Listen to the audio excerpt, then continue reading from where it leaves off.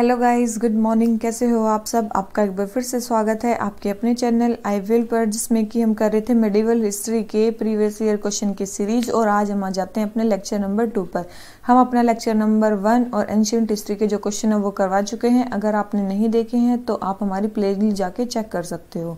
अगर आपको इसकी PDF चाहिए तो आप हमारे टेलीग्राम चैनल को ज्वाइन कर सकते हो। इसके अलावा अगर आपको हमारा वीडियो अच्छा लगे तो लाइक कर देना और चैनल को सब्सक्राइब करना मत भूलना, ठीक है। और आज जितने भी मिडिवल हिस्ट्री के क्वेश्चंस हैं वो सारे हमारे कंप्लीट हो जाएंगे और उसके बाद होगी कल से हमारी मॉडर्न हिस्ट्री की सीरीज शुरू, ठीक है। वो भी 2 लेक्चर्स में जितने भी मॉडर्न हिस्ट्री में 1995 से लेके 2021 तक जितने क्वेश्चन आए हैं वो सारे हम कंप्लीट करा देंगे, ठीक है। तो इस सीरीज के साथ ऐसे ही बने रहिए, शेयर करिए वीडियो को, ठीक है। तो चलिए शुरू करते हैं आज का पहला क्वेश्चन। असर्शन बोला है emperor Akbar March towards Afghanistan in 1581 with a huge army. इसने बोला कि एम्परर जो अकबर थे वो अफगानिस्तान की तरफ उन्होंने मार्च किया 1581 में एक ह्यूज आर्मी के साथ, ठीक है। तो क्या है ये स्टेटमेंट, सही है कि गलत है? ठीक है, ये बिल्कुल सही है कि वो मार्च तो उन्होंने किया था अफगानिस्तान की तरफ 1581 में, ठीक है। Second, he was on his way to reclaim his ancestral country of Fergana in Central Asia. ये बोल रहे हैं कि वो अपनी जो पुश्तैनी जो कंट्री थी फरगाना, उसको कैप्चर करने के लिए, उसको रिक्लेम करने के लिए सेंट्रल एशिया में वो वहाँ जा रहे थे। तो ऐसा उनका कोई इंटेंशन नहीं था, ठीक है। ऐसा उनका कोई इंटेंशन नहीं था। वो केवल और केवल मतलब काबुल को कनकर करने के लिए जा रहे थे, मतलब अपने अंपायर को एक्सपेंड करने के लिए, ठीक है। अपने अंपायर को एक्सपेंड करने के लिए जा रहे थे। उनका कोई ऐसा इंटेंशन नहीं था कि वो अपनी एंसेस्ट्रल जो कंट्री ऑफ फरगाना उसको रिक्लेम करने जा रहे थे। ऐसा कोई उनका इंटेंशन नहीं था, ठीक है। तो इसका आंसर हमारा क्या हो जाता है? सी, क्योंकि इसमें क्या है, ए स्टेटमेंट करेक्ट है और आर जो क्या है वो फॉल्स है। तो इसका आंसर क्या हो गया हमारा? सी, ठीक है। अब आ जाते हैं क्वेश्चन नंबर 55 पे। Shah Alam to spend the initial years as an emperor far away from his capital. इसने बोला कि शाह आलम जो 2 थे उन्होंने अपने initial year as a emperor अपनी कैपिटल से दूर बिताए। तो ये स्टेटमेंट क्या है? बिल्कुल सही है कि उन्होंने अपने उससे दूर बिताए अपने इनिशियल ईयर्स। फिर है कि रीजन क्या है इसका? There was always a lurking danger of foreign invasions from north west frontier. इसने बोला कि वहाँ पे एक नॉर्थ वेस्ट फ्रंटियर से फॉरेन इन्वेजन्स का हमेशा डर रहता था। तो ऐसा कुछ नहीं था कि वहाँ पे फॉरेन इन्वेजन का डर रहता था। मेन चीज़ थी कि उनको डर था नाजिब खान रोहिला का, ठीक है, जो दिल्ली में काफ़ी ज़्यादा पावरफुल हो गया था। तो उनको सबसे ज़्यादा डर था किसका? नाजिब खान रोहिला का। नाजिब खान रोहिला, ठीक है। तो इनका सबसे बड़ा डर था अपने ही लोग, मतलब जो अपने ही देश के थे, ना कि फॉरेन इन्वेजन्स, ठीक है। तो ये स्टेटमेंट भी हमारी क्या होगी? रॉन्ग होगी। तो जो इसका आंसर हो गया वो हो गया सी, ठीक है। अब जाते हैं क्वेश्चन नंबर 56 पे। इसने बोला Saluva Narasimha put an end to the old dynasty and assume the royal title. Second है he wanted to save the kingdom from further degeneration and disintegration. देखो ये सलवा जो भी विजयनगर अंपायर था ना, वो विजयनगर अंपायर में चार डायनेस्टीज ने रूल किया। सलवा, तुलवा, जो भी थी ऐसी ही अराविडू, कुछ मतलब ऐसी ही 4 डायनेस्टीज ने वहाँ पे रूल किया था, ठीक है। ये बाद में बताएंगे। तो इसमें से सबसे पहले थी सलवा डायनेस्टी, संगमा डायनेस्टी, ठीक है। संगमा सलवा, ठीक है। तो इसमें एक सलवा के बारे में बोला गया है कि सलवा डायनेस्टी में जो नरसिम्हा थे उन्होंने ओल्ड डायनेस्टी का एंड किया था और एक नया टाइटल उन्होंने एज्यूम किया था। तो ये स्टेटमेंट बिल्कुल सही है कि उन्होंने उन्होंने ही पुरानी डायनेस्टी को एंड किया था और उन्होंने अपना रॉयल टाइटल एज्यूम किया था, ठीक है, सलवा के नरसिम्हा ने। ये स्टेटमेंट बिल्कुल सही है।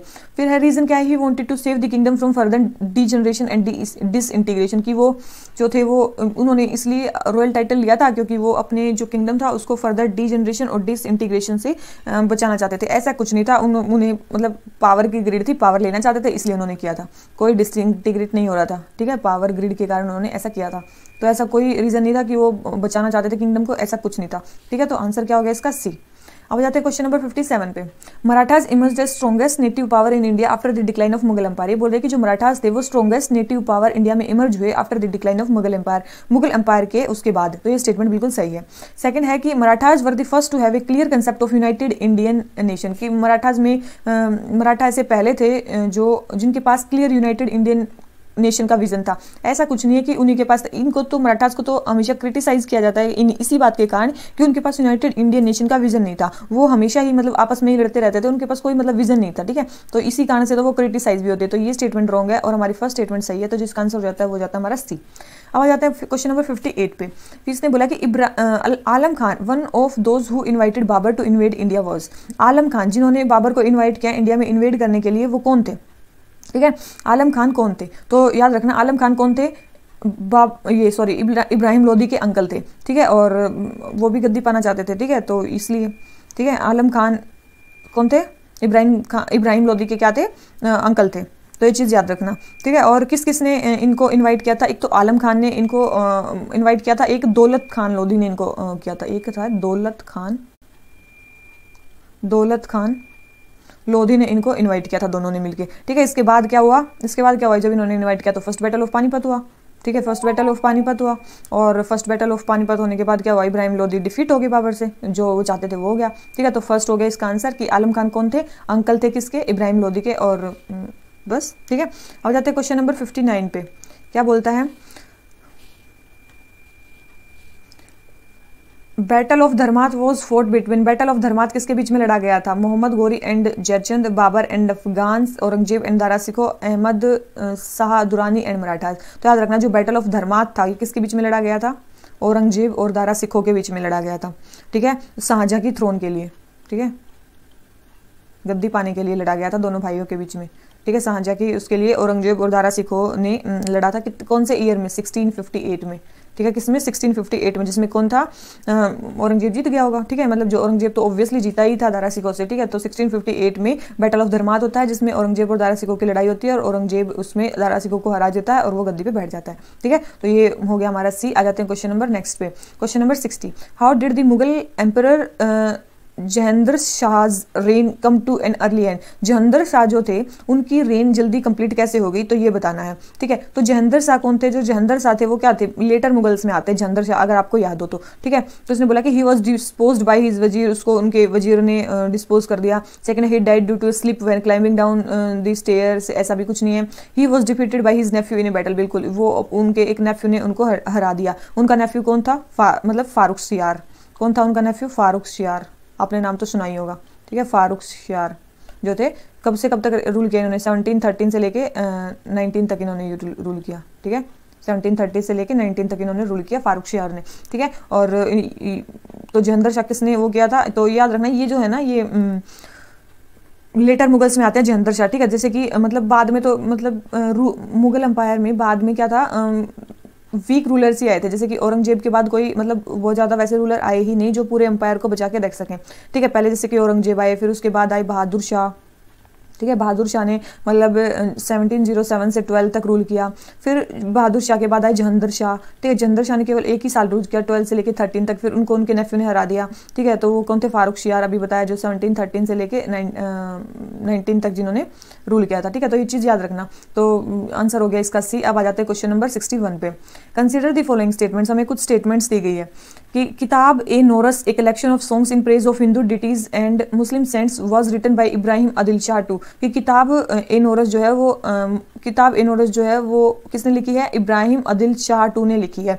तो हमें ये स्टेटमेंट बतानी है, तो ये स्टेटमेंट बिल्कुल सही है कि किताब ए नोरस किसने लिखी है, इब्राहिम आदिल शाह टू ने लिखी है, ठीक है। ये आदिल शाह टू कौन थे, बीजापुर के रूलर थे, कौन थे ये, बीजापुर के रूलर थे ये, ठीक है। तो ये हो गया हमारा। और सेकंड क्या है, Amir Khusrau was originator in India of early form of musical style called as qawwali, Amir Khusrau को ओरिजिनेटर बोला जाता है कवाली का, बिल्कुल। इनको क्या बोला जाता है, फादर ऑफ कवाली भी बोला जाता है, ठीक है, इनको क्या बोला जाता है, फादर ऑफ कवाली भी बोला जाता है। और इन्होंने ही जो तराना ख्याल और तराना स्टाइल जो म्यूजिक है उसकी भी इन्होंने स्टार्टिंग की थी, क्या, किसकी, ख्याल और तराना स्टाइल जो क्या है, ख्याल और तराना स्टाइल जो म्यूजिक है उसकी भी इन्होंने स्टार्टिंग की थी। और जो अमीर खुसरो थे ये आपको पता होना चाहिए कि ये डिसिपल थे किसके, निजामुद्दीन औलिया के, ठीक है, इसको याद रखना। ये निजामुद्दीन औलिया के क्या थे, वो थे डिसिपल थे, ठीक है। और इन्होंने बहुत सारे एम्परर्स का मतलब रूल देखा हुआ है, मतलब जो अमीर खुसरो थे उन्होंने 7 रूलर्स का रूल देखा है, कितने रूलर्स का, 7 रूलर्स का रूल देखा है। तो 7 रूलर्स के रूल में देखे तो बलबन, मोहम्मद, ककाबूद, ठीक है, उसके बाद जलाउद्दीन खिलजी, ठीक है, जलाउद्दीन खिलजी, उसके बाद अलाउद्दीन खिलजी, उसके बाद मुबारक, ठीक है, उसके बाद शाह खिलजी, मुबारक शाह खिलजी, उसके बाद गियासुद्दीन तुगलक, ठीक है। तो गियासुद्दीन तुगलक इन्होंने देखा, खिलजी इन्होंने देखा, बलबन इन्होंने देखा, ठीक है। तो ऐसे कई सारे मतलब लगभग 7 रूलर्स का इन्होंने रूल देखा हुआ है, ठीक है। तो याद रखना अमीर खुसरो ऐसे थे, वो थे जिन्होंने 7 रूलर्स का रूल देखा हुआ है। और उसके बाद आपने देख लिया कि निजामुद्दीन औलिया के डिसिपल थे, ख्याल तराना भी इन्होंने बनाए हैं, कव्वाली के फादर बोला जाता है। और जो इब्राहिम आदिल शाह टू थे वो बीजापुर के रूलर थे और उन्होंने लिखी थी किताब ए नोरस, जिसमें हिंदू डिटीज और मुस्लिम सेंट्स का क्या किया गया है, प्रेज किया गया है, उनको सराहाया गया है, ठीक है, किताब ए नोरस। तो दोनों ही स्टेटमेंट सही है, तो आंसर क्या आ गया हमारा सी, ठीक है। तो इसमें जो आंसर हो गया वो हमारा क्या हो गया, सी। ठीक है, अब आ जाते हैं क्वेश्चन नंबर 62 पे। क्या बोलता है, how did Qutbuddin Aibak die, Qutbuddin Aibak कैसे मरे, ठीक है, कुतुबुद्दीन ऐबक कैसे मरे। He was treacherously stabbed by death by one of his ambitious nobles. He was killed in a battle with Tajuddin Yildiz the ruler of Ghazni, who entered in contact with him over the capture of Punjab. He sustained injuries while besieging the fortress of Kalinjar in Bundelkhand and succumbed them to later, ऐसा भी कुछ नहीं है। He died after a fall from horse while playing Chaugan, या फिर पोलो, बिल्कुल ये पोलो खेलते हुए क्या हो गए थे, घोड़े से गिर गए थे और तब उनकी डेथ हुई थी। ठीक है, तो यही है इसका आंसर कि कुतुबुद्दीन ऐबक की डेथ पोलो खेलते हुए, चौगान खेलते हुए हुई थी। ठीक है, तो आंसर, ठीक है, तो और इसके बाद कौन आए थे, इनकी डेथ कब हुई थी कुतुबुद्दीन ऐबक की, 1 सेकेंड, इनकी डेथ हुई थी 1210 में। ठीक है, उनकी और इनके बाद सक्सीड कौन हुए थे, इनके बाद सक्सीड हुए थे आराम शाह। कौन हुए थे, इनके बाद सक्सीड हुए थे आराम शाह। ठीक है, और जो ये कुतुबुद्दीन ऐबक थे, ये फर्स्ट इंडिपेंडेंट टर्किश किंगडम इन नॉर्थ इंडिया 1206 में जिन्होंने टर्किश जो किंगडम था उसको फाउंड किया था, तो ये उसके पहले फाउंडर थे। किसके थे ये, फाउंडर थे टर्किश किंगडम के, जो इंडिया में एस्टेब्लिश किया गया था। ठीक है, तो ये हमारा आंसर हो जाता है डी। आ जाता है क्वेश्चन नंबर 63 पे। Which one of the following sequences indicate the correct chronological order. हमें बताना है कि करेक्ट क्रोनोलॉजिकल ऑर्डर कौन सा है। ठीक है, तो बताना कि शंकराचार्य, रामानुज और चैतन्य में कौन कौन से कब कब आए हैं। तो याद रखना, जो शंकराचार्य जी थे वो तो कब आए थे, देखो शंकराचार्य जी थे वो आए थे 9th सेंचुरी में के आसपास आए थे। फिर अगर रामानुज की बात करें तो वो आए थे 10th सेंचुरी में, मतलब 1017 से लेकर 1137 तक इनका बर्थ वो माना जाता है।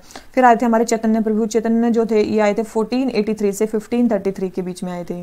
ठीक है, याद रखना, चैतन्य जो थे ये इस टाइम पे आए थे, ये रामानुज हैं और ये शंकराचार्य हैं। तो सबसे पहले आए शंकराचार्य, उसके बाद आए रामानुज, उसके बाद आए चैतन्य। ठीक है, तो इनकी जो क्रोनोलॉजी हो जाती है वो हो जाती है हमारी ये। ठीक है, अब आ जाते हैं क्वेश्चन नंबर 64 पे। Consider the following statements. Narasimha Saluva अभी थोड़ी देर जो पहले किया था, एंडेड द संगमा डायनेस्टी, बिल्कुल संगमा डायनेस्टी को उन्होंने एंड किया। And seized the throne for himself, अपने लिए उन्होंने गद्दी ले ली। And started the Saluva dynasty, अभी थोड़ी देर पहले ये स्टेटमेंट हुई है कि ये स्टेटमेंट क्या है, बिल्कुल सही है। ठीक है, ये स्टेटमेंट क्या है, बिल्कुल सही है। तो फर्स्ट स्टेटमेंट होगी हमारी करेक्ट, अगर फर्स्ट करेक्ट होगी तो ये स्टेटमेंट होगी हमारी रॉन्ग। सेकंड है Vira Narasimha deposed the last Saluva ruler and seized the throne for himself. जो वीरा नरसिम्हा थे उन्होंने लास्ट सलवा रूलर को खत्म किया और अपने लिए थ्रोन जो थी वो बिठा ली। ठीक है, वीरा नरसिम्हा ने। तो याद रखना, जो वीरा नरसिम्हा थे ये किस उससे थे, ये तलुवा डायनेस्टी से थे। किससे थे, तलुवा डायनेस्टी से थे। तो इससे आपको क्या देखने को मिल रहा है, सबसे पहले आई संगमा डायनेस्टी, ठीक है, उसके बाद आई कौन सी, सलुवा डायनेस्टी, विजयनगर एम्पायर की बात चल रही है। उसके बाद आई कौन सी, तलुवा डायनेस्टी, तलुवा। ठीक है, इसने बोला है कि सबसे पहले संगमा जो डायनेस्टी थी, मतलब वैसे संगमा डायनेस्टी के रूलर थे हरिहरा एंड बुक्का, जिन्होंने विजयनगर अंपायर को एस्टेब्लिश किया था। उसके बाद सलुवा डायनेस्टी में कौन आए, नरसिम्हा आए, जिन्होंने क्या किया, संगमा डायनेस्टी के लास्ट रूलर को मारा और अपने लिए गद्दी ले ली। ठीक है, तलुवा डायनेस्टी में कोई वीर नरसिम्हा आए, वीर नरसिम्हा आए जिन्होंने लास्ट सलुवा उसको मारा, सलुवा रूलर को, और अपने लिए गद्दी ले ली। ठीक है, तो ये स्टेटमेंट भी क्या बिल्कुल सही है। Third, Vira Narasimha was succeeded by his younger brother Krishnadeva Raya. और याद रखना, तलुवा डायनेस्टी में ही वीरा नरसिम्हा के बाद उनके यंगर ब्रदर आए, जिनका नाम क्या था, कृष्णदेव राय, जो सबसे फेमस किंग थे किसके, विजयनगर अंपायर के सबसे फेमस किंग्स में से आते हैं ये। ठीक है, तो ये भी स्टेटमेंट बिल्कुल सही है। तो जो कृष्णदेव राय हुए वो किस डायनेस्टी से हुए, वो हुए तलुवा डायनेस्टी से। फिर आते हैं fourth, Krishnadeva Raya was succeeded by his half brother Achyuta Raya. तो याद रखना, कृष्णदेव राय के बाद उनके ही हाफ ब्रदर मतलब रूलर बने, उनका क्या नाम था, अच्युत राय, अच्युत राय। ठीक है, तो ये स्टेटमेंट क्या है, सारी ही स्टेटमेंट करेक्ट है। ठीक है, सारी ही स्टेटमेंट करेक्ट है, तो इसका आंसर हो गया क्या हो गया, डी। ठीक है, आंसर क्या हो गया, डी। तो यही हैं सारे कि एक दूसरे को इन्होंने रिप्लेस किया है। ठीक है, हरिहरा बुक्का ने क्या किया था, इस डायनेस्टी को, विजयनगर अंपायर को शुरू किया था, और वे संगमा डायनेस्टी से बिलोंग करते थे। ठीक है, तो ये चीज़ हो गई आपकी। आ जाते हैं क्वेश्चन नंबर 65 पे। क्या बोलता है, who was the last ruler of Tughlaq dynasty of Delhi सल्तनत। तुगलक डायनेस्टी का लास्ट रूलर कौन था। ठीक है, तुगलक डायनेस्टी का लास्ट रूलर कौन था। ठीक है, तो उसका लास्ट रूलर कौन था, उसका लास्ट रूलर था नसीरुद्दीन मोहम्मद। कौन थे उसके लास्ट रूलर, नसीरुद्दीन मोहम्मद। ठीक है, सबसे लास्ट रूलर थे इसके, ठीक है, इस डायनेस्टी के। ठीक है, तो तुगलक में जैसे कि गियासुद्दीन तुगलक ने फाउंड की थी। ठीक है, 13 गियासुद्दीन तुगलक ने तो फाउंड की थी कितने में, 1320 में इसको फाउंड किया था। ठीक है, उसके बाद आए हमारे मोहम्मद बिन तुगलक। ठीक है, मोहम्मद बिन तुगलक आए, उसके बाद पागल राजा, फिर आए फिरोज शाह तुगलक। ठीक है, जिन्होंने कैनाल्स वगैरह बहुत सारी चीज़ें बनवाई थी। ठीक है, उसके बाद आए हमारे लेटर्स तुगलक, लेटर में आप बोल सकते हो गियासुद्दीन तुगलक का सेकंड पार्ट आया। ठीक है, उसके बाद आए हमारे अबू बकर। ठीक है, ये भी तुगलक डायनेस्टी में ही थे, अबू बकर। ठीक है, अबू बकर के बाद हमारे आते हैं ये अबू बकर के बाद तो मेन धीरे धीरे क्या हो जाता है, उसके बाद आते हैं नसीरुद्दीन मोहम्मद 1412 में हो जाते हैं ये। और फिर क्या होता है, इसके बाद नसीरुद्दीन मोहम्मद के बाद यहाँ पे तिमूर इन्वेजन होता है, क्या होता है, तिमूर का इन्वेजन होता है, ठीक है, और 1398 में, और फिर लगभग ये एम्पायर क्या हो जाता है, एंड हो जाता है तुगलक डायनेस्टी, ठीक है। तो ये हो गया हमारा। तो लास्ट रूलर कौन थे, नसीरुद्दीन मोहम्मद थे तुगलक डायनेस्टी के लास्ट रूलर इनमें से, ठीक है। तो ये देख लिया, गयासुद्दीन आए, उसके बाद मोहम्मद बिन आए, उसके बाद फिरोज शाह आए, तो पहले ये हो गए, फिर ये हो गए नसरत शाह बीच में ही आए होंगे कभी, ठीक है। तो ये हो गया हमारा क्वेश्चन नंबर 65। आ जाते हैं क्वेश्चन नंबर 66 पे। How did the dynasty of Nizam Shahi of Ahmadnagar came to an end. जो निजाम शाही डायनेस्टी थी अहमदनगर की, वो कैसे एंड हुई। Ahmadnagar was annexed into Mughal empire and Hussain Shah was given life imprisonment, ठीक है। और उसके बाद है Mughal troops destroyed Daulatabad fort and killed Nizamul Mulk of Ahmednagar. फतेह खान ने upsurged the throne from Nizamul मुल्क। मलिक अंबार was defeated in a battle with Mughals in 1631. The entire royal family was killed by Mughal troops. तो इसमें याद रखना, जो निजाम शाही जो डायनेस्टी थी अहमदनगर की, वो कैसे वो हुई कि जो अहमदनगर था वो एनेक्स कर लिया मुगल एम्पायर ने, और जो हुसैन शाह था उसको क्या दे दिया, लाइफ इम्प्रिजनमेंट दे दिया, ठीक है। किसने एनेक्स किया था अहमदनगर को, याद रखना 1633 में किसने, शाहजहां ने एनेक्स किया था अहमदनगर को, याद रखना, ठीक है। शाहजहां ने एनेक्स किया था अहमदनगर को 1633 में, ठीक है। 1633 में शाहजहां ने उसको किया था। और ये जो अहमदनगर एम्पायर था ये मलिक अहमद जो निजाम शाही डायनेस्टी के थे उन्होंने फाउंड किया था, ठीक है। ये जो अहमदनगर का एम्पायर था फाउंड किसने किया था, ये अहमदनगर का जो एम्पायर था ये फाउंड किया था किसने, मलिक अहमद ने, इसलिए उसका नाम पड़ गया अहमदनगर, ठीक है। मलिक अहमद ने उसको फाउंड किया था। जो ये भी निजाम शाही डायनेस्टी के थे, ठीक है। किसके थे, ये भी निजाम शाही डायनेस्टी के थे ये भी, ठीक है। और कब फाउंड किया था, 1490 में फाउंड किया था, सॉरी, ठीक है। 1490 में इन्होंने फाउंड किया था। और 1633 में शाहजहां ने इस पर अटैक किया और हुसैन शाह को क्या कर दिया, लाइफ इम्प्रिजनमेंट दे दी, और बाद में ये अनेक्स कर लिया मुगल एम्पायर में, ठीक है। तो याद रखना ये अहमदनगर की स्टोरी है। तो देखो कैसे कैसे क्वेश्चन आते थे पहले, ठीक है। फिर आता है हमारे क्वेश्चन नंबर 67, 6 गुरु। देखो जब लास्ट में आप कैसे कैसे क्वेश्चन आते जाएंगे, मेन चीज अब उससे आती है कि लास्ट में हमारे कैसे कैसे क्वेश्चन आते जा रहे हैं, ठीक है, प्री में। फिर है कि सिख गुरु के बारे में हमें बताना है, ठीक है। सबसे पहले है Banda Bahadur was appointed as military leader of Sikhs by Guru Tegh बहादुर। जो बंदा बहादुर थे वो गुरु तेग बहादुर जी ने मिलिट्री लीडर अपॉइंट किए थे। याद रखना, गुरु तेग बहादुर जी ने इनको मिलिट्री लीडर अपॉइंट नहीं किया था, इनको किया था गुरु गोविंद सिंह ने। किसने किया था इनको, गुरु गोविंद सिंह जी ने किया था इनको, गुरु गोविंद सिंह जी ने इनको किया था बंदा बहादुर को, ठीक है। गुरु गोविंद सिंह जी ने इनको अपॉइंट किया था, जो कि इनके 10th गुरु थे, ठीक है। उनको इन्होंने मिलिट्री लीडर घोषित किया था, ठीक है। तो फर्स्ट स्टेटमेंट होगी रॉन्ग, ठीक है। फर्स्ट स्टेटमेंट होगी रॉन्ग, तो डायरेक्ट हमारा आंसर आ गया ये भी रॉन्ग है, ये भी रॉन्ग है, ये भी रॉन्ग है, तो हमारा डायरेक्ट आंसर आ गया बी। फिर भी देख लेते हैं, गुरु Arjun Das became this Guru after गुरु रामदास। गुरु अर्जुन देव गुरु रामदास के बाद बताए, लास्ट वीडियो में बताया था कि जो रामदास थे वो 4th गुरु थे, तो अर्जुन देव थे वो कौन से थे, 5th गुरु थे।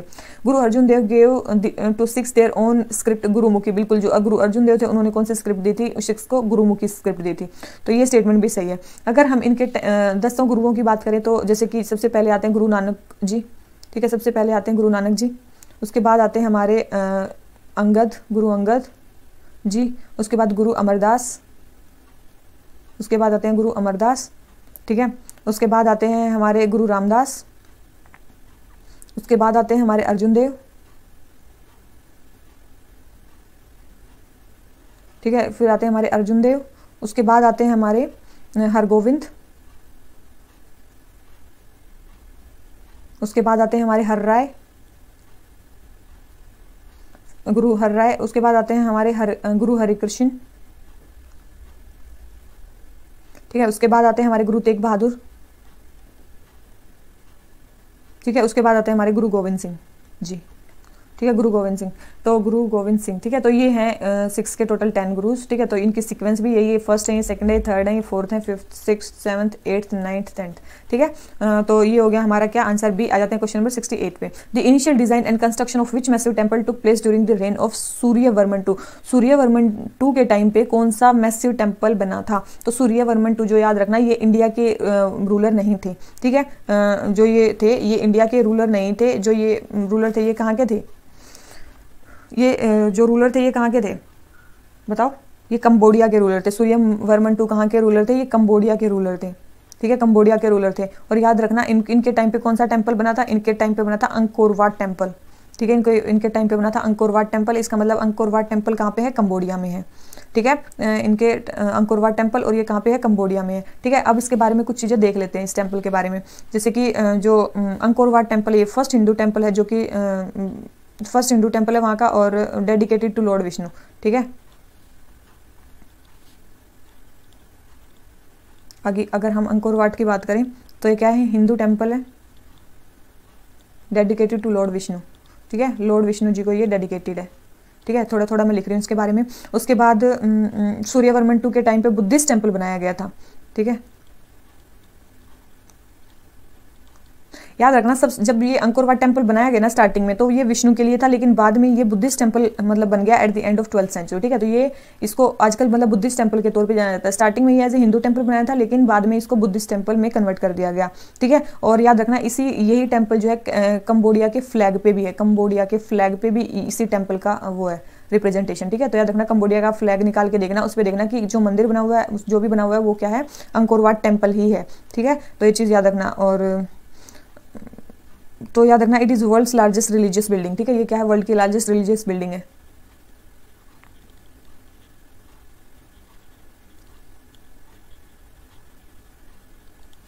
ये क्या है, वर्ल्ड की लार्जेस्ट रिलीजियस बिल्डिंग है, ठीक है। और आपको बता ही दिया कब बना था, ये 12th सेंचुरी में ही बना था। फिर आप देखो क्वेश्चन में, आप देखो कि और कौन कौन से इसके बारे में बात किया गया। बट्टू केव्स के बारे में बताया गया। बट्टू केव जो है ये कहाँ पे, ये मलेशिया में है। ये कहाँ पे है, बट्टू केव्स मलेशिया में है, याद रखना इसको, ठीक है। ये कामाख्या टेम्पल आपको पता है, ये कामाख्या टेम्पल कहाँ पे है, हिंदूज टेम्पल है, असम में है, इंडिया में है, ठीक है। उसके बाद ये मरियम टेम्पल जो है, ये मरियम टेम्पल कहाँ पे है, ये याद रखना सिंगापुर में है। ये जो मरियम टेम्पल ये कहाँ पे, सिंगापुर में है। याद रखना कैसे कैसे क्वेश्चन पहले यूपीएससी ने पूछे हुए हैं, तो ये बाहर के टेम्पल यूपीएससी पूछ सकती है, ठीक है। अब आ जाते हैं क्वेश्चन नंबर 69 पे। When Raja Wodeyar founded the kingdom of Mysore, जब राजा वोडियार ने मैसूर का किंगडम फाउंड किया था, उस टाइम पे विजयनगर के रूलर कौन थे, ठीक है। उस टाइम पे विजयनगर के रूलर कौन थे, तो याद रखना वेंकटाटू उस टाइम पे विजयनगर के रूलर थे, ठीक है। याद रखना वेंकटाटू उस टाइम पे विजयनगर के रूलर थे। आ जाते हैं क्वेश्चन नंबर 70 पे। In the year 1630 where was the English East India company give permission to set up factory. इसने बोला कि 1613 में इंग्लिश ईस्ट इंडिया कंपनी को परमिशन जो है फैक्ट्री सेटअप करने की, कहाँ पे फैक्ट्री सेटअप करने की परमिशन दी थी, 1613 में। तो आपको पता है जहांगीर के दरबार में सबसे पहले कौन आए थे, वो आए थे थॉमस रो आए थे। सबसे पहले क्या आए थे, थॉमस रो आए थे, ठीक है। 1608 में के आसपास की परमिशन दे दो, ठीक है, कि हम क्या करेंगे, आप हमें वहाँ फैक्ट्री बनाने की वो दो, तो हम आपके लिए जो ब्रिटिश जो भी यूरोपियन मार्केट में गुड्स हैं या फिर रेयरिटीज हैं, रेयर सब्सटेंस मिलते हैं, वो हम आपको देंगे, ठीक है। तो ये उन्होंने बोला, तो इसके लिए जहांगीर राजी हो गया, ठीक है। पहले तो उन्होंने मना कर दिया, ठीक है। तो थॉमस रो आए सबसे पहले, उसके बाद आए हमारे विलियम हॉकिंस 12 में। तो तब जो थे जहांगीर ने इनको परमिशन दे दी फैक्ट्री सेटअप करने की, कहाँ पे, सूरत में, ठीक है। फैक्ट्री सेटअप करने की इन्होंने परमिशन दे दी, कब, सूरत में 1613 में। याद रखना और भी इन्होंने फैक्ट्री सेटअप की हुई है, जैसे कि मद्रास में इन्होंने जो फैक्ट्री सेटअप की वो की 1639 में, ठीक है। उसके बाद इन्होंने बॉम्बे में जो फैक्ट्री सेटअप की, ठीक है, बॉम्बे में जो फैक्ट्री सेटअप की वो की 1668 में, ठीक है। उसके बाद इन्होंने कलकत्ता में जो फैक्ट्री सेटअप की वो की लास्ट में, कलकत्ता में की 1690 में, ठीक है। तो ये ईयर थोड़े से याद रखना कि ब्रिटिशर्स ने ये फैक्ट्रीज कब कब कहाँ कहाँ एस्टेब्लिश की हैं, ठीक है। आ जाते हैं क्वेश्चन नंबर 71 पे। 71 क्या बोलता है, Mohammad bin Tughlaq issued a new gold coin which was called dinar by Ibn Battuta. तो याद रखना, मोहम्मद बिन तुगलक ने एक गोल्ड कॉइन इशू किया था जिसको इब्न बतूता ने दिनार बोला था। ये स्टेटमेंट क्या है, बिल्कुल सही है। सेकंड है, Mohammad bin Tughlaq wanted to issue token coins in gold coins token coin in gold coins to promote trade with western Indian and north African countries. तो जो मोहम्मद बिन तुगलक थे वो टोकन करेंसी को इन्होंने इशू किया गोल्ड कॉइन्स में। तो याद रखना, इन्होंने गोल्ड कॉइन्स में टोकन करेंसी को इशू नहीं किया, ठीक है। इन्होंने किस में किया, टोकन करेंसी को इशू किया ब्रॉन्ज कॉइन्स में। किसके कॉइन्स में, ब्रॉन्ज कॉइन्स में इन्होंने इशू किया टोकन करेंसी को, गोल्ड कॉइन्स में नहीं किया। तो जो हमारा रीजन हो गया वो फॉल्स हो गया, ठीक है, और ए ट्रू हो गया। तो आंसर क्या हो गया हमारा सी। आ जाता है क्वेश्चन नंबर 72 पे। Which one of the following is correct chronological order of Afghan rulers to the throne of Delhi. Correct chronological order बताना है हमें अफगान रूलर्स का, ठीक है। सिकंदर शाह, इब्राहिम लोदी, बहलोल लोदी। तो आपको पता होगा, तो जो बहलोल लोदी थे, लोदी डायनेस्टी का जो स्टार्टिंग थी वो तो उन्होंने ही की थी, ठीक है, 1451 में, ठीक है। तो सबसे पहले आएंगे बहलोल लोदी। तो देखो, जिसमें भी सबसे पहले बहलोल लोदी नहीं है उसको काट दो, ठीक है। बहलोल लोदी जिसमें सबसे पहले नहीं है, 2 में है अब, ठीक है, अब 2 में है। अब देखो उसके बाद आए हमारे कौन, बहलोल लोदी के बाद आए हमारे सिकंदर लोदी, ठीक है। बहलोल के बाद आए हमारे सिकंदर लोदी और उसके बाद आए हमारे इब्राहिम लोदी।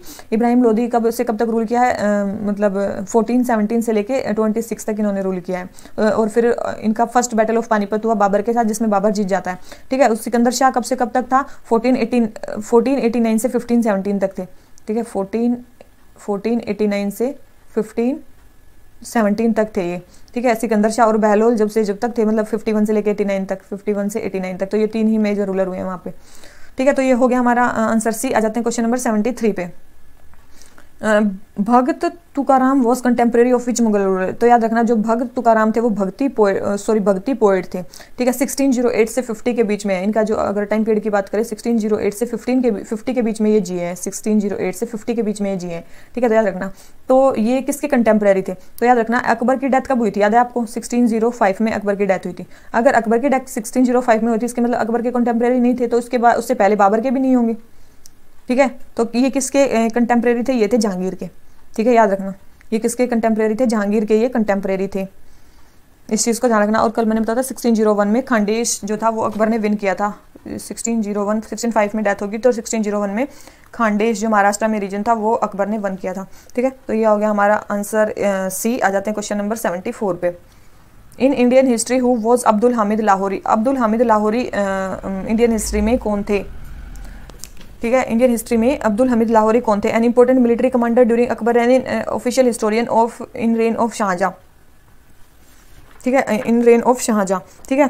तो ये जो थे याद रखना, जो अब्दुल हमीद लाहौरी थे ये ट्रैवलर थे पहले, ठीक है। शाहजहां के टाइम पे ये ट्रैवलर थे, ठीक है। और बाद में ये शाहजहां के कोर्ट में हिस्टोरियन बन गए थे, ठीक है। तो ये बाद में बने थे हिस्टोरियन, पहले क्या थे ये ट्रैवलर थे शाहजहां के टाइम पे। इन्होंने एक बुक का भी बहुत ही फेमस बुक लिखी है, बादशाहनामा, जिसको बादशाहनामा भी बोलते हैं, जिसमें शाहजहां के रेन के बारे में बताया गया है, ठीक है। शाहजहां के रेन के बारे में बताया गया है, तो ये स्टेटमेंट हो गई बी। आ जाते हैं 75 पे।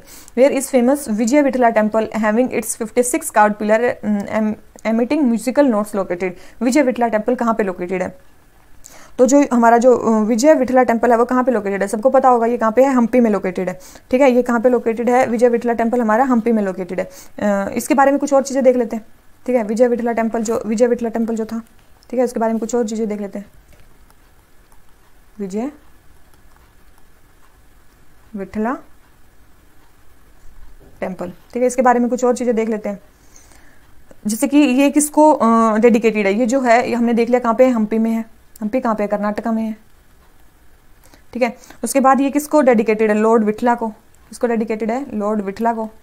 और लॉर्ड विठला कौन थे, इनको माना जाता है कि इनकारनेशन थे लॉर्ड विष्णु के, ठीक है। इनकारनेशन ऑफ लॉर्ड विष्णु, इनको लॉर्ड विष्णु का इनकारनेशन माना जाता है, ठीक है। और इसके बाद अगर बात करें तो ये जो टेम्पल है ये किस उसमें बना हुआ है, किस स्टाइल में बना हुआ है, तो याद रखना ये द्रविड़ा स्टाइल में बना हुआ है।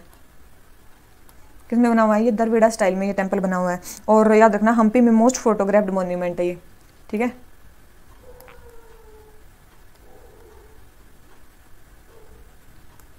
मोस्ट फोटोग्राफ्ड मोन्यूमेंट है ये, ठीक है। इसके अलावा अगर मैं बात करूँ विजयनगर अंपायर की, क्योंकि जो हम्पी थी वो किसकी कैपिटल थी, विजयनगर अंपायर की कैपिटल थी, ठीक है।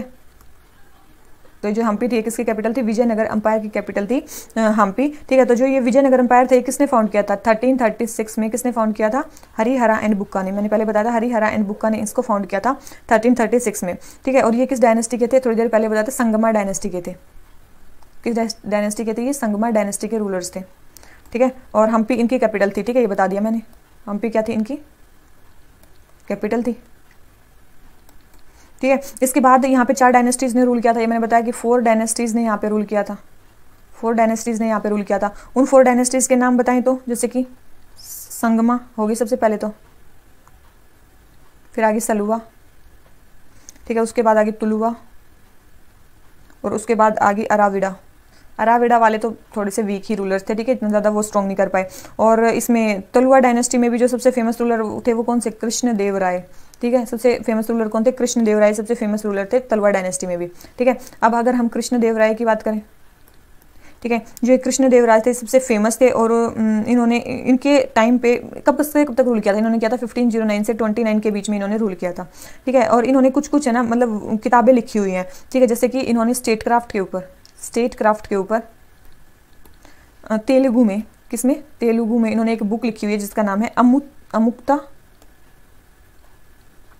अमुक्ता मलयादा, ठीक है। अमुक्ता मलयादा इन्होंने बुक लिखी हुई है। इसके अलावा इन्होंने 2 बुक संस्कृत में भी लिखी हुई है। इसका एक का नाम है उषा परिणाम,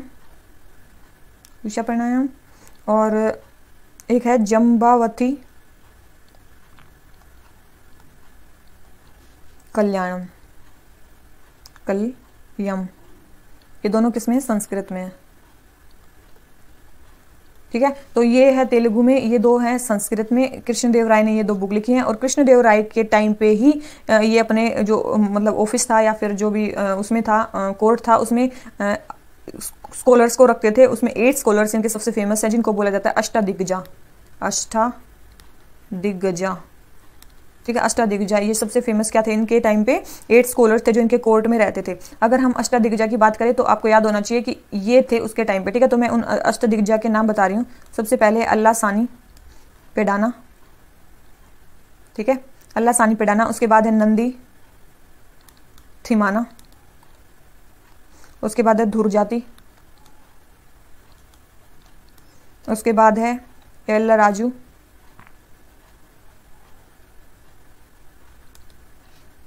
are Ravi, R Kavi sorry, ठीक है। उसके बाद है हमारी पिंगाली सुराना,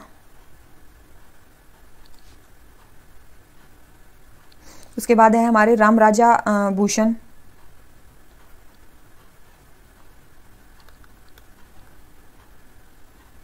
तेनाली रामाकृष्ण, ये तो आपने सबसे ज़्यादा नाम सुना होगा, जो टीवी सीरियल्स भी आते तेनाली रामा के। ठीक है, तेनाली रामाकृष्ण ये इन्हीं के कोर्ट में अष्टदिग्गज में आते थे।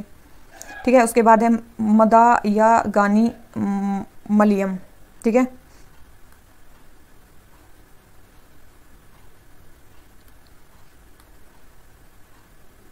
तो ये है हमारे 8 अष्टदिग्गज। तो याद रखना, एक आया था हमारा, ये है अष्टदिग्गज। तो किसके कोर्ट में थे? अष्टदिग्गज। विजयनगर अंपायर में जो कृष्णदेवराय थे उनके टाइम पे थे अष्टदिग्गज। एक हमने पढ़ा था अष्टप्रधान, अष्टप्रधान एक टर्म आई थी, ये भी क्वेश्चन आया। अष्टप्रधान किसके टाइम पे थे? याद रखना, अष्टप्रधान किसके टाइम पे थे? ये मराठास के टाइम पे थे। किसके टाइम पे थे? मराठास के टाइम पे, शिवाजी के टाइम पे थे ये। ठीक है, शिवाजी के टाइम पे थे ये अष्टप्रधान। और उसके बाद अगर आप बात करो नवरत्नस, नवरत्नस किसके टाइम पे थे? ये नवरत्नास किसके टाइम पे थे? अकबर के टाइम पे थे। ठीक है, ये तो ये चीज़ याद रखना, नवरत्न अकबर के टाइम पे थे, अष्टप्रधान मराठा के टाइम पे थे, और जो अष्टदिग्गज थे ये कृष्णदेवराय के टाइम पे थे। ठीक है, और याद रखना इसके बाद क्या होता है, ये सारी चीज़ें होगी। इसके बाद 1575 में एक बैटल होता है, बैटल ऑफ टेलीकोटा। कौन सा होता है? बैटल ऑफ टेलीकोटा का एक बैटल होता है 1565 में। ठीक है, उसमें क्या हो जाता है, विजयनगर के अगेंस्ट जितने भी साउथ के रूलर्स हैं वो खड़े हो जाते हैं। विजयनगर सॉरी विजयपुर लिख दिया, विजयनगर के अगेंस्ट सारे जितने भी साउथ के रूलर्स हैं वो खड़े हो जाते हैं, जैसे कि अहमदनगर, अहमदनगर के रूलर, बीजापुर, बिदर और गोलकोंडा। ठीक है, ये सारे चारों के चारों रूलर्स इनके अगेंस्ट खड़े हो जाते हैं और इनसे युद्ध करते हैं। तो इसमें क्या हो जाते हैं, विजयनगर अंपायर की डिफीट हो जाती है, और फिर क्या विजयनगर अंपायर क्या हो जाता है, खत्म हो जाता है। ठीक है, तो ये इनका सबसे वो बैटल था, डिसिसिव बैटल था, बैटल ऑफ टेलीकोटा। ठीक है, जिससे इसका अंपायर लास्ट में क्या हो जाता है, डिक्लाइन हो जाता है, एंड हो जाता है। इसके अलावा अगर मैं बात करूँ एक दो चीज़ और, कि जो ये जो हम्पी सिटी है ना, ये यूनेस्को वर्ल्ड हेरिटेज साइट में इसको इंक्लूड किया गया है। ठीक है, जो ये हम्पी सिटी है इसको क्या है, यूनेस्को वर्ल्ड हेरिटेज साइट में इसको इंक्लूड किया गया है। कब? 1986 में इसको इंक्लूड कर लिया गया था। ठीक है, इसके अलावा जो ये सिटी है ये कहाँ पे है? तुंगभद्रा रिवर के उस पे है, तुंगभद्रा रिवर के उसके बैंक पे ये लोकेटेड है। ठीक है, तुंगभद्रा रिवर के साउथ पे ये लोकेटेड है। तो ये चीज़ याद रखना। ठीक है, तो ये सारी चीज़ याद रखना। मैंने बता दिया विजय विठला टेम्पल कहाँ पे है, किसके लिए डेडिकेटेड है, किस स्टाइल में बना हुआ है। ठीक है, विजयनगर के बारे में सारी चीज़ें बता दी, किसने फाउंड किया, कैसा था, कितनी डायनेस्टीज आई, सबसे फेमस रूलर, उसके टाइम पे क्या क्या था, और लास्ट में ये कैसे एम्पायर थोड़ा एंड हुआ। ठीक है, तो जो हमारा ये वाला क्वेश्चन है ये 75 ये हमारा हो जाता है कंप्लीट। अब आ जाते हैं क्वेश्चन नंबर हम 76 पे। During the time of which Mughal emperor did the English East India company establish it's first factory in India? किसके टाइम पे जो इंग्लिश है उन्होंने अपनी फर्स्ट फैक्ट्री एस्टैब्लिश की थी? तो अभी बताया था किसके टाइम पे, जहांगीर के टाइम पे। कौन आए थे? विलियम हॉकिंस आए थे लास्ट में जब ये उन्होंने फरमान जारी किया था। ठीक है, तो जहांगीर के टाइम पे की थी। 77 where is famous Virupaksha temple located? Virupaksha temple कहाँ पे है? तो विजय विठला टेम्पल कहाँ पे था? हम्पी में था। तो ये जो ये था ये विरूपक्षा टेम्पल, ये भी कहाँ पे है? हम्पी में है। और कब बना था? ये 740 में बना था। ठीक है, ये 740 AD में बना था। और एक और चीज़ याद रखना, ये 740 AD में बना था, और ये किसने बनाया था? लोका महादेवी ने बनाया था। किसने बनाया था? लोका महादेवी ने बनाया था। लोका महादेवी कौन थी? ये क्वीन थी विक्रमादित्य टू की। ठीक है, क्वीन थी विक्रमादित्य टू की, विक्रमादित्य टू की ये क्वीन थी। ठीक है, और मेनली इन्होंने किसको याद करने, अपने हस्बैंड की जो विक्ट्री थी ओवर पल्लास ऑफ कांचीपुरम, उसको कोमेमोरेट करने के लिए उन्होंने बनाया था ये। ठीक है, ये क्यों बनाया था? To commemorate victory of his husband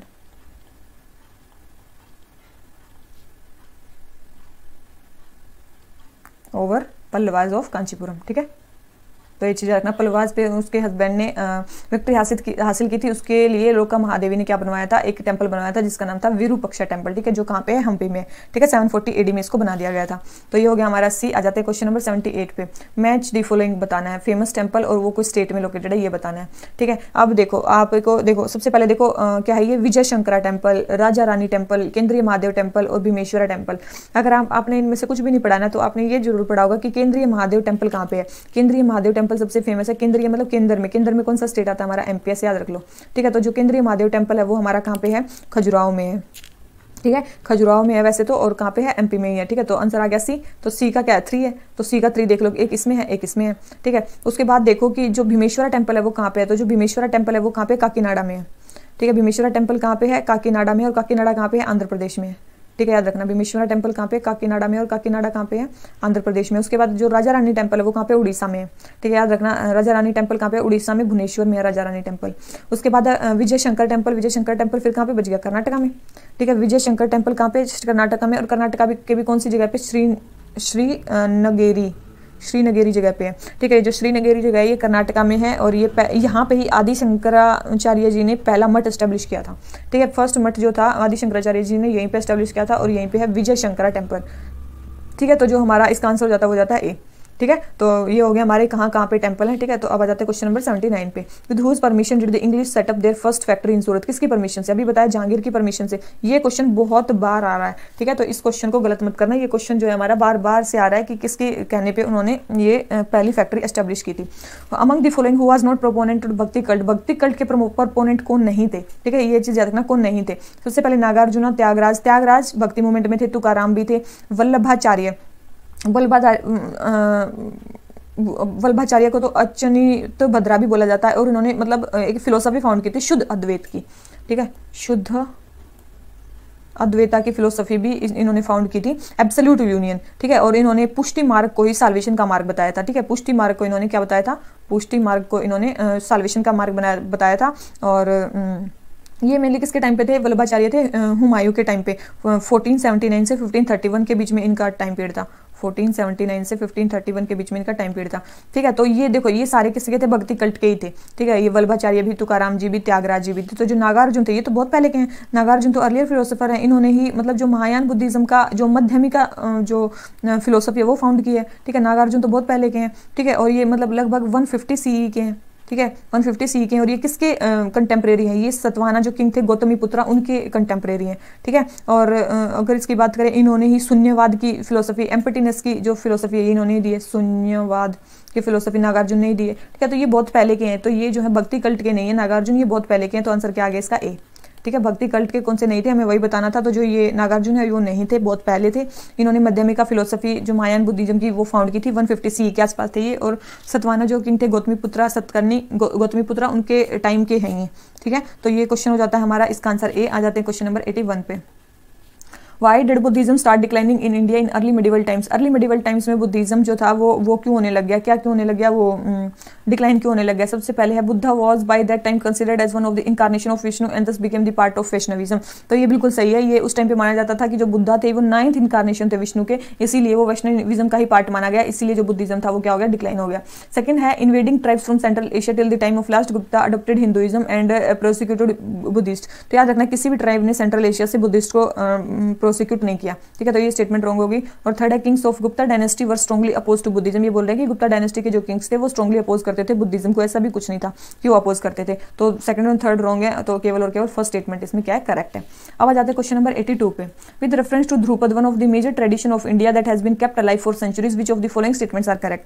Dhrupad के बारे में बताना है। Dhrupad originated and developed in Rajput kingdom during Mughal period. जो ध्रुपद थी वो राजपूत किंगडम में राजपूत पीरियड में ओरिजिनेट भी हुई और डेवलप हुई, ये बोल रहा है हाँ, ठीक है, मुगल पीरियड में, ठीक है। याद रखना इसको कि ओरिजिनेट हुई राजपूत किंगडम में और डेवलप हुई, ऐसा कुछ नहीं था, ठीक है। कि ध्रुपद, याद रखना ध्रुपद का जो ओरिजिन है वो माना जाता है सामवेद से, ठीक है। इसका जो ओरिजिन माना जाता है वो कहाँ से माना जाता है, सामवेद से माना जाता है इसका ओरिजिन। तो ये ओरिजिन फिर मेडिवल हिस्ट्री में कैसे कर सकती है, तो ये फर्स्ट तो होगी हमारी रॉन्ग, फर्स्ट तो होगी हमारी रॉन्ग, ठीक है। अब हमें देखना है कि कौन सा। सेकंड है Dhrupad is primarily devotional and spiritual music, बिल्कुल ये डिवोशनल और स्पिरिचुअल म्यूजिक है। और थर्ड है Dhrupad alap uses Sanskrit syllables from mantras, बिल्कुल ये संस्कृत सिलेबल्स का यूज करते हैं मंत्राज से। तो सेकंड एंड थर्ड जो है वो हमारी स्टेटमेंट जो है वो ध्रुपद के बारे में जो है हमारी करेक्ट है, ठीक है। जो अलाप और जो बंदिश है ये 2 पार्ट्स में इसको गाया जाता है, ठीक है। तो ये चीज़ याद रखना।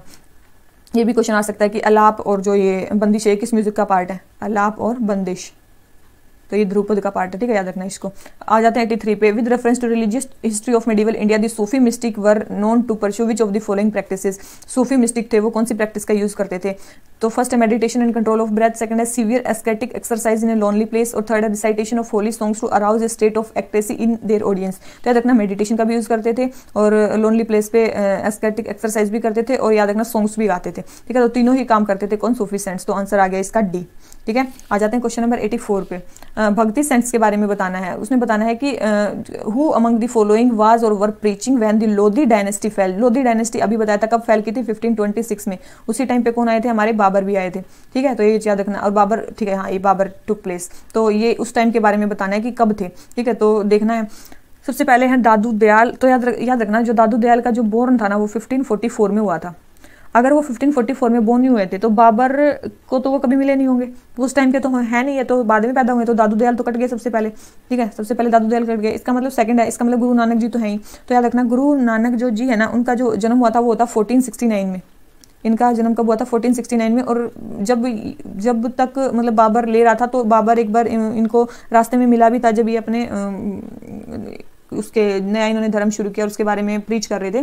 तो गुरु नानक जी बाबर से मिले भी हुए हैं, तो ये उनके कंटेम्प्रेरी हैं, ठीक है। 1530 में तो जो बाबर है वो डाई कर जाता है। उसके बाद त्यागराज तो काफ़ी लेट आते हैं हमारे। त्यागराज जो है 1767 में ही बोर्न हुए हैं, 1767 में ही बोर्न हुए हैं। और ये मेनली कार्नेटिक म्यूजिक में साउथ इंडिया में थे। ये कार्नेटिक म्यूजिक के कंपोजर और वोकलिस्ट थे। इनको one of the Trinity of Carnatic music भी बोला जाता है, ठीक है। ट्रिनिटी के एक पार्ट थे, अब ट्रिनिटी के पार्ट थे तो कार्नेटिक म्यूजिक में ट्रिनिटी के ये पार्ट थे त्यागराज। तो ट्रिनिटी में एक तो ये हो गए, तो 2 कौन थे? और एक थे श्यामा शास्त्री, और एक थे हमारे मुथुस्वामी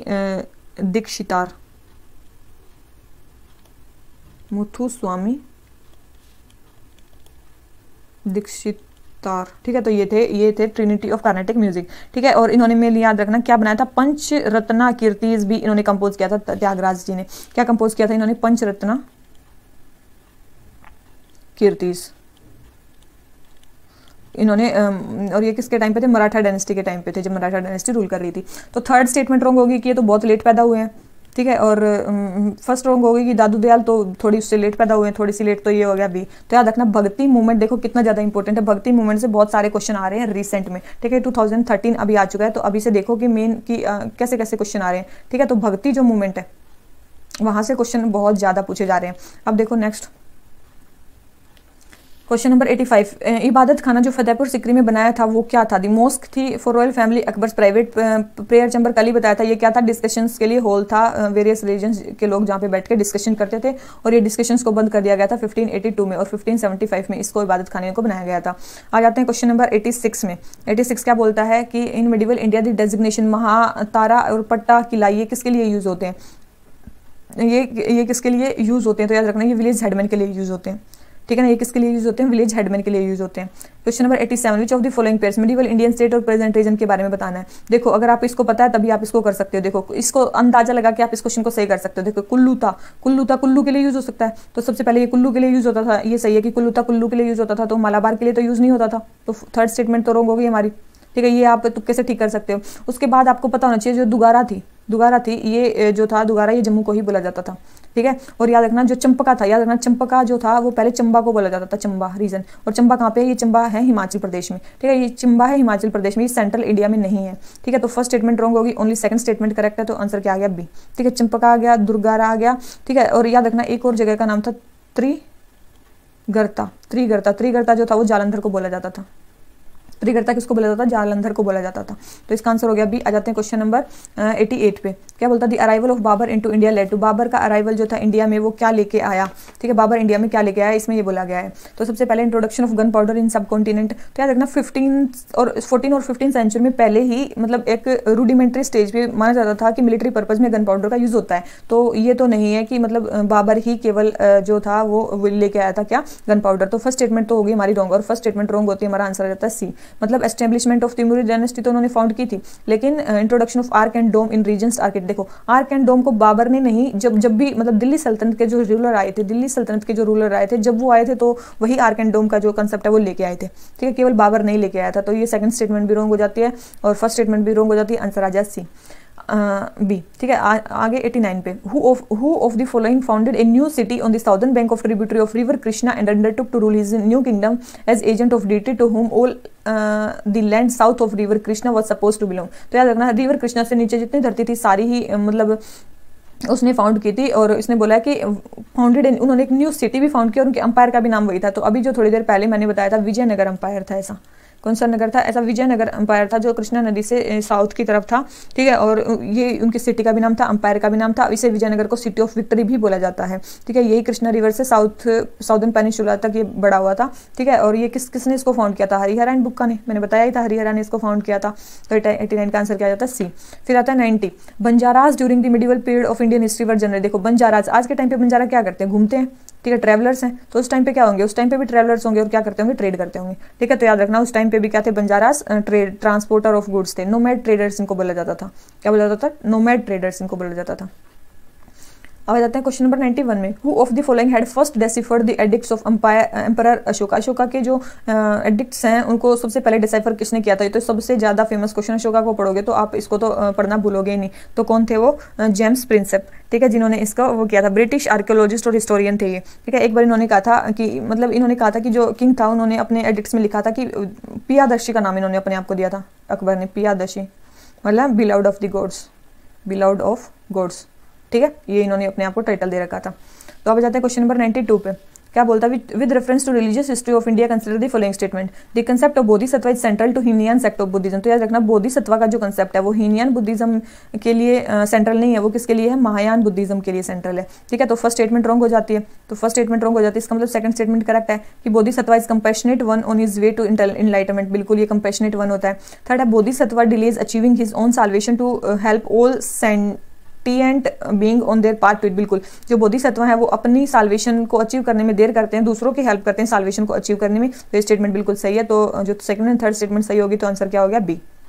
ठीक है, आ जाते हैं क्वेश्चन नंबर 93 पे। क्या बोलता है 93 question? Which what are the common to the two historical places known Ajanta और महाबलीपुरम। देखो अजंता और महाबलीपुरम में क्या कॉमन है? ठीक है, हमें ये बताना है। ठीक है, कॉमन बताने हैं। Both were built in same period. तो याद रखना जो अजंता थी वो क्या थी? सेकंड से जो अजंता की गुफाएं थी वो सेकंड से 5th CE के बीच में बनी थी, BCE के बीच में। ठीक है, BCE के बीच में। और जो ये महाबलीपुरम का टेम्पल है ये जो 7th से 8th CE के बीच में बना था। तो एक टाइम पे तो नहीं थे, तो फर्स्ट स्टेटमेंट रॉन्ग होगी। ठीक है, एक टाइम पे तो ये नहीं थे। दूसरी चीज है both belong to same religious denomination.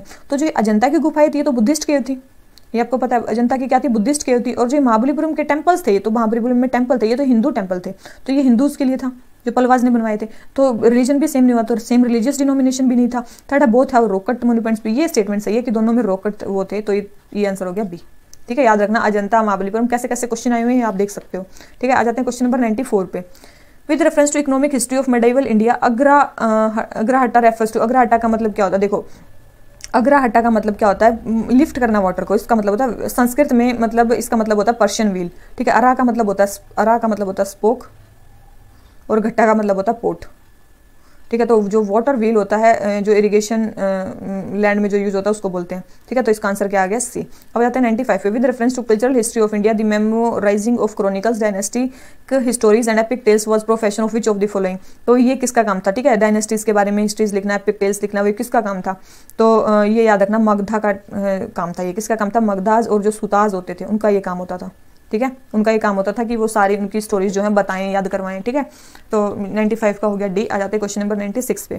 क्या बोलता है कि कौन सी जगह कहाँ किस रीजन में? तो देखो सबसे पहले देखो बोध गया आपने सुना है बिहार के आसपास है, खजुराहो टेम्पल एमपी में है, ठीक है, बुंदेलखंड में हो सकता है। शिरडी कहाँ पे? महाराष्ट्र में है, और महाराष्ट्र में भी किधर है? इधर है, अहमदनगर और नासिक के आसपास है। विदर्भा रीजन ईस्ट में पड़ता है और शिरडी क्या है? वेस्ट में पड़ती है। तो ये स्टेटमेंट हमें क्या लग रही है? रॉन्ग लग रही है। फिर है नासिक कहाँ पे है? नासिक आपको पता है महाराष्ट्र में है, तो ये मालवा में तो नहीं है, तो ये फोर्थ भी स्टेटमेंट गलत हो जाती है। तो देखो थर्ड एंड फोर्थ देख लो, गलत, फोर्थ तो गलत है इसमें, फोर्थ इसमें भी गलत है, तो डायरेक्ट आंसर आ गया हमारा सी। तो देखो आप नासिक सिटी भी आपको पता है ना कि ये मालवा में नहीं है, तो तब भी आप इस क्वेश्चन को कर दोगे, आपको सारे पता होने की जरूरत ही नहीं है। तो खजुराहो बुंदेलखंड में है और तिरुपति कहाँ पे? रायलसीमा में है, आंध्रा में है। ठीक है, और जो ये बोध गया ये तो आपको पता है, ये बोध गया कहाँ पे? बिहार में है, और जो ये बागेलखंड रीजन है ये कहाँ पे? सेंट्रल इंडिया में। तो ये भी स्टेटमेंट हमारी रॉन्ग हो जाती है। तो आंसर हो गया सी। आ जाते हैं क्वेश्चन नंबर 97 पे। With reference to cultural history of medieval India, उसके बारे में बताना है। Siddhars of Tamil region were monotheistic and condemned idolatry. जो सिद्धार्थ थे तमिल रीजन के, वो मोनोथिस्टिक थे और उन्होंने आइडल्ट्री को क्या किया था? कंडेम किया था। तो ये स्टेटमेंट क्या है? बिल्कुल सही है कि इन्होंने क्या किया था? इसको कंडेम किया था। ठीक है, इसको, ठीक है, तो ये स्टेटमेंट सही है कि इन्होंने वो किया था। तो फर्स्ट स्टेटमेंट करेक्ट होगी। सेकंड है Lingayats of Kannada region question the theory of rebirth and rejected caste hierarchy. बिल्कुल, जो लिंगायत थे उन्होंने भी क्या किया था? कास्ट को ये रिजेक्ट करते थे और रिबर्थ की थ्योरी को भी ये क्वेश्चन करते थे। और याद रखना यही लिंगायत्स के बारे में 12th की जो एनसीईआरटी के themes in India history part 2 page number 148 पे ऐसा मतलब उसके बारे में बताया गया। ठीक है, तो दोनों स्टेटमेंट सही है, आंसर आ गया सी। अब आ जाते हैं 98 पे। Regarding the taxation system of Krishna Deva Raya the ruler of Vijayanagar, consider the following statement. Taxation system के बारे में बताना कृष्ण देव राय का। The tax rate on land was fix depending on quality of land. तो ये स्टेटमेंट बिल्कुल सही है कि उस टाइम पे जो लैंड का सिस्टम है वो क्वालिटी ऑफ लैंड के ऊपर फिक्स था। तो ये स्टेटमेंट सही है। तो इन्होंने भी लैंड को डिवाइड कर रखा था क्वालिटी ऑफ लैंड के हिसाब से, जैसे कि dry land, wet land, orchards और वुड्स, इनमें इन्होंने इसको वो कर रखा था। तो ये स्टेटमेंट बिल्कुल सही है। सेकंड है private owner of workshop paid an industrial tax. तो ये भी स्टेटमेंट सही है कि वो जो प्राइवेट ओनर थे वर्कशॉप के वो इंडस्ट्रियल टैक्स देते थे। दोनों स्टेटमेंट सही है, तो आंसर आ गया सी। और ये सारी चीजें किसके ट्रैवलॉग में लिखी हुई है? एक पर्सन इन्वॉय थे जिनके ट्रैवलॉग में ये सारी चीजें लिखी हुई है, उनका नाम है अब्दुल रजाक, अब्दुल रजाकिन। ठीक है, उनके ट्रैवलॉग में ये सारी चीजें लिखी हुई हैं विजयनगर अंपायर के बारे में। अब जाते हैं क्वेश्चन नंबर 99 पे। हमें बताना है with reference to the cultural history of India consider the following statements. हमें बतानी है white marble was used in making Buland Darwaza and khanqah at Fatehpur Sikri. तो याद रखना जो बुलंद दरवाजा था वो मेनली किसमें बना हुआ था? रेड और येलो सैंडस्टोन में बना हुआ था। किसमें? रेड एंड येलो सैंडस्टोन में बना हुआ था, ना कि व्हाइट में। ठीक है, तो व्हाइट मार्बल में नहीं बना हुआ था, तो फर्स्ट स्टेटमेंट हो जाती है हमारी इनकरेक्ट। ठीक है, सेकंड है the red sandstone and marble were use in making Imambara and Rumi दरवाजा एट लखनऊ। जो इमामबाड़ा और रूमी दरवाजा जो थे ये जो थे काफी ज्यादा फ्रेजाइल हैं। ठीक है, और ये मेनली ब्रिक एंड प्लास्टर से बने हुए हैं। किससे बने हुए हैं? ब्रिक एंड प्लास्टर से बने हुए हैं, ना कि रेड सैंडस्टोन से। तो ये स्टेटमेंट भी हमारी रॉन्ग हो जाती है, तो आंसर आ जाता है डी। ठीक है, ये यूपीएससी के आंसर की में जो इसका आंसर था वो क्या दे रखा था? डी दे रखा था, क्योंकि बहुत सारे जो उस टाइम पे लोग थे वो बोल रहे थे कि जो इसका आंसर होना चाहिए वो ए होना चाहिए, क्योंकि थोड़ा बहुत जो है बुलंद दरवाजे में भी व्हाइट मार्बल का यूज किया गया और खान का तो जो है वो व्हाइट मार्बल से बनाया हुआ है। तो लेकिन यूपीएससी की जो आंसर की थी उसमें आंसर डी था, तो हमें भी इसका आंसर क्या मानना पड़ेगा? डी ही मानना पड़ेगा। आ जाते हैं क्वेश्चन नंबर 100 पे। द वेल नोन पेंटिंग बनी ठनी किस स्कूल से बिलोंग करती है? तो याद रखना कृष्णगढ़ स्कूल से बिलोंग करती है बनी ठनी पेंटिंग। और बनी ठनी में इसमें जो बनी ठनी है ये कौन, इसमें जो वुमेन रिप्रेजेंट होती है वो कौन है? राधा को रिप्रेजेंट किया जाता है।